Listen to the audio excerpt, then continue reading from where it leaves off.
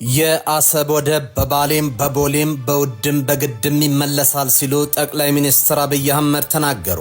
ጠቅላይ ሚኒስትር አብይ እንደገለጹት ኢትዮጵያ በሰላማዊ መንገድ ወደብ ለማግኘት ያደረገችው ጥረት እንዳልተሳካ ገልጿል። የአሰብ ወደብን ለማስመለስ ሁሉም አማራጮች ጠረጴዛው ላይ ናቸው ሲሉ ጠቅላይ ሚኒስትሩ ተናግረዋል። ዝርዝር ይዘንበታል። የኤርትራና የኢትዮጵያ ጸብ መነሻው ሻዕቢያ የትግራይን ሕዝብ ለማጥፋት የያዘውን እቅድ ስለተከላከልን ነው ሲሉ ጠቅላይ ሚኒስትር አብይ አህመድ ተናገሩ።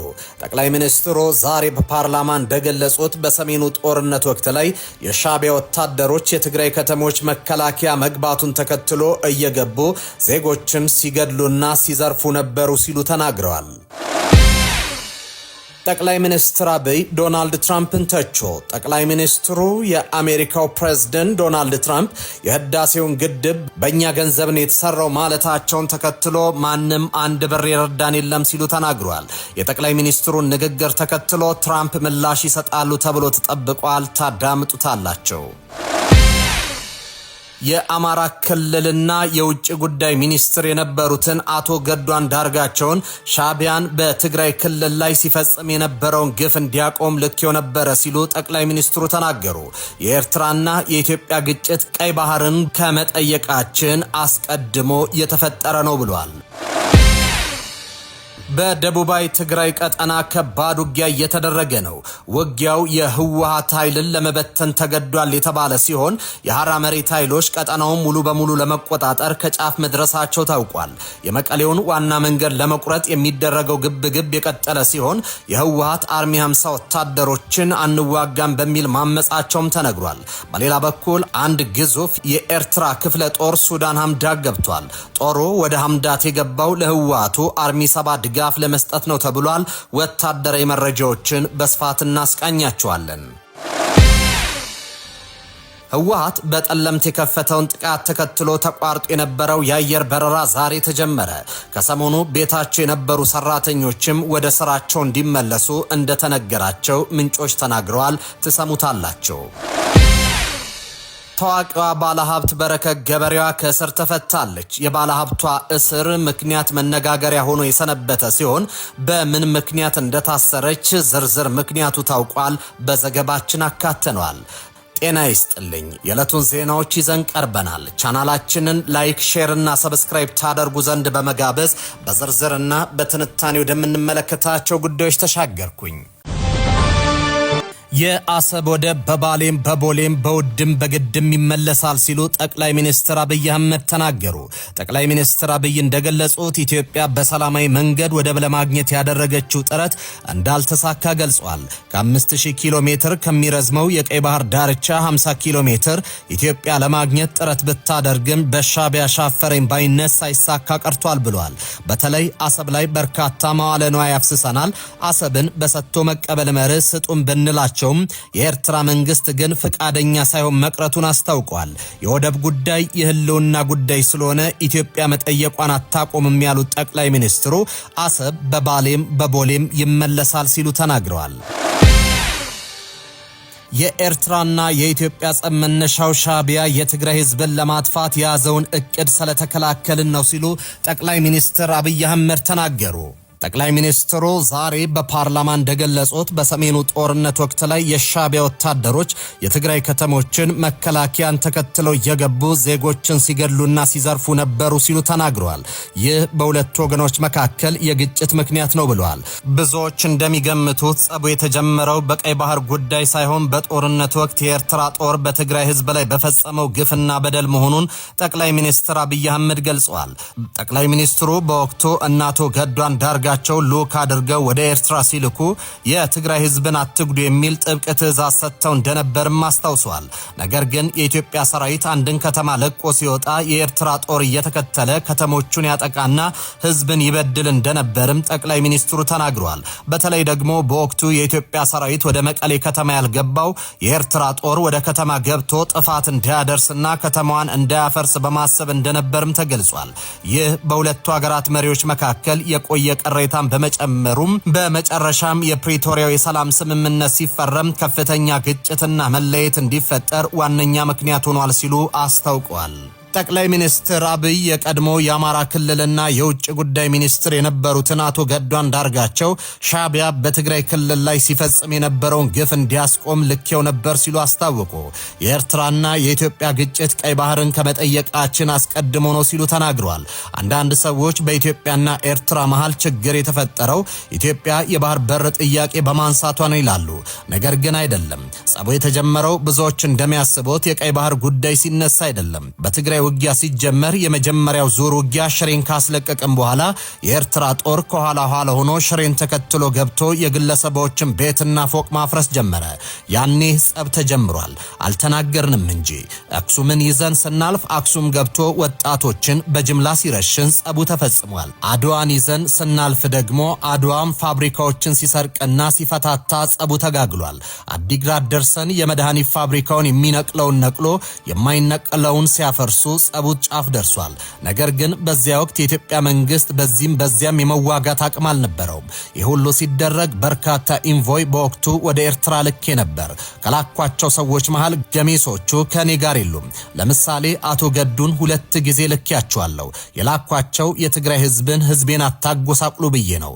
አቶ ገዱ ህሊና አላቸው፣ ክር አላቸው። እዛ ለምን ጉዳይ ሄደው ምን እንደመከሩ እርሳቸውም እኛም ሻዕቢያም ያውቃል ሲሉ ጠቅላይ ሚኒስትር አብይ አህመድ ተናግረዋል። ጠቅላይ ሚኒስትር አብይ አህመድ ዶናልድ ትራምፕን ተቹ።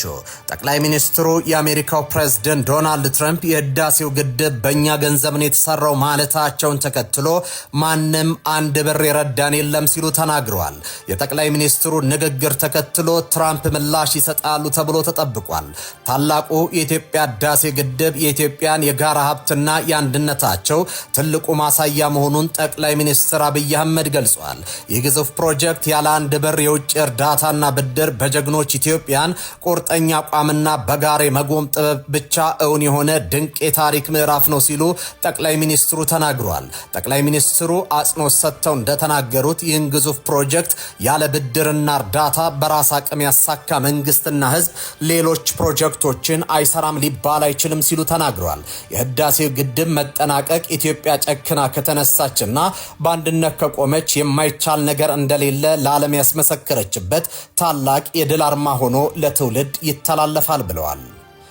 በደቡባዊ ትግራይ ቀጠና ከባድ ውጊያ እየተደረገ ነው። በውጊያው የህወሓት ኃይልን ለመበተን ተገዷል የተባለ ሲሆን የሐራ መሬት ኃይሎች ቀጠናውን ሙሉ በሙሉ ለመቆጣጠር ከጫፍ መድረሳቸው ታውቋል።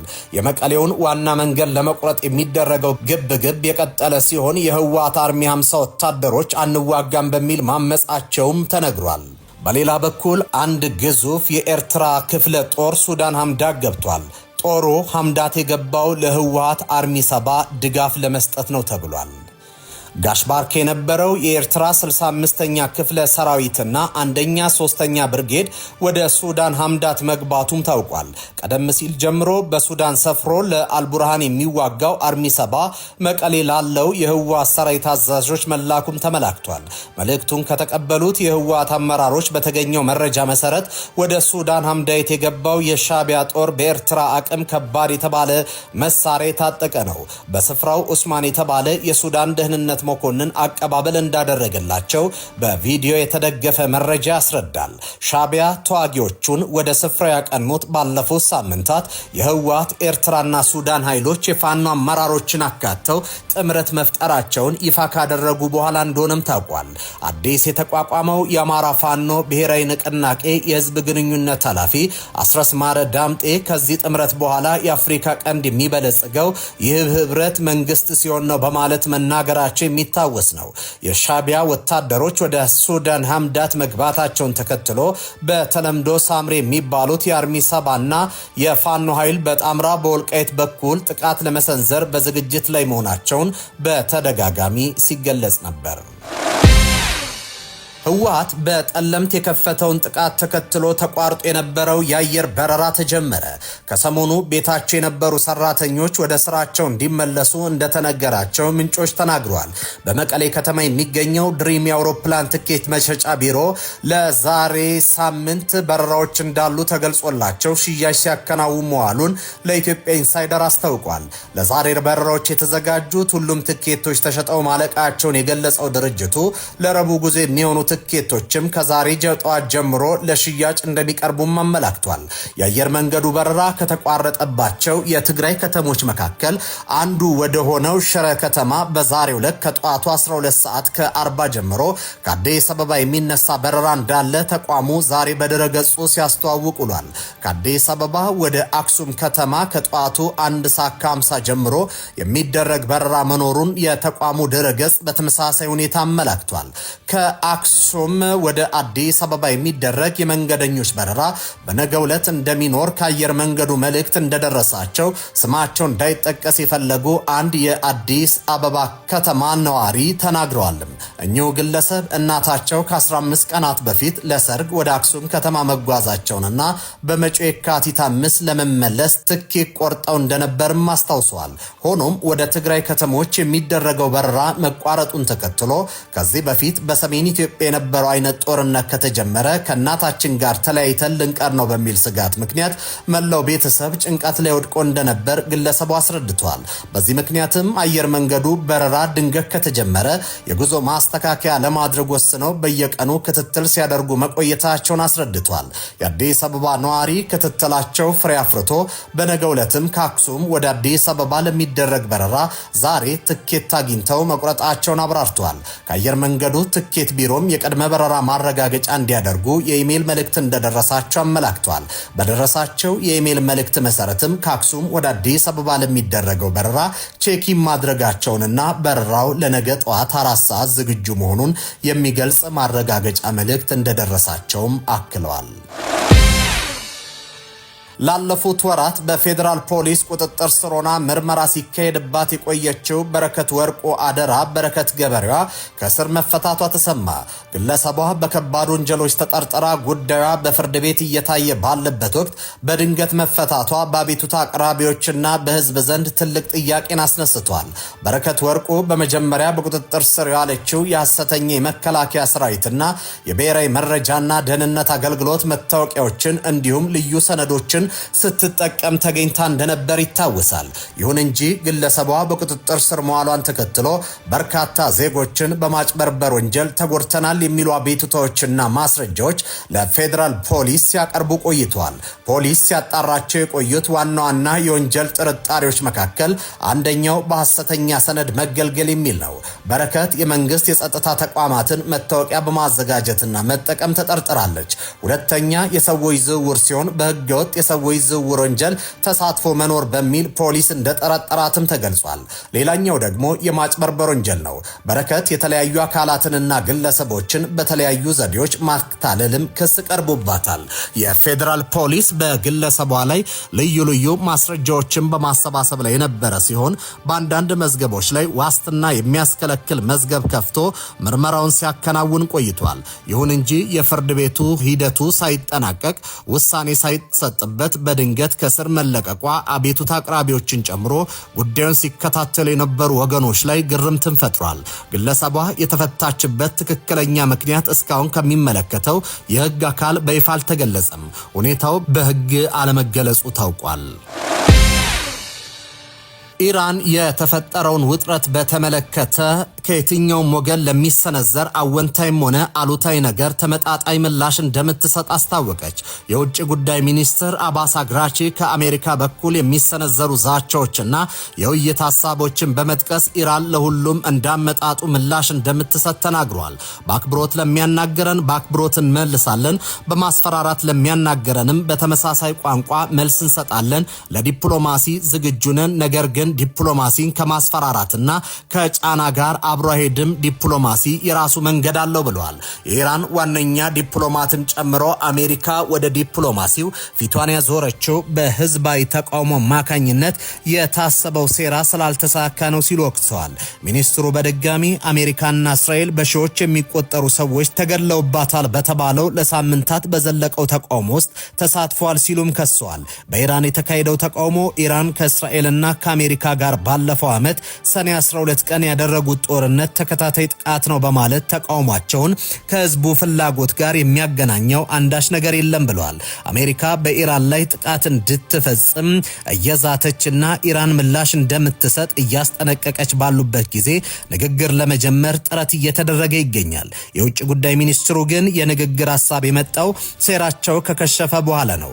አሁን እነሱ ናቸው ስለ ዲፕሎማሲ የሚያወሩት፣ እኛ ሁሌም ለዲፕሎማሲ ዝግጁ ነን በማለት በእኩልነት በጋራ መከባበርና ለጋራ ጥቅም እንደሚደራደሩም ተናግረዋል። የውጭ ጉዳይ ሚኒስትር አግራቺ ንግግር የተሰማው በዋሽንግተንና በቴህራን መካከል ያለውን ውጥረት ለማርገብ የሚደረገው ጥረት በተጠናከረበትና በሁለቱ ሀገራት መካከል አዲስ ድርድር ለመጀመር አመቺ ሁኔታዎች እንዳሉ እየተነገረ ባለበት ወቅት ነው። ተመልካቾች ለሰዓቱ የነበሩን ዜናዎች እኚህ ነበሩ። በያላችሁበት ሰናይ ጊዜ ሆነላችሁ።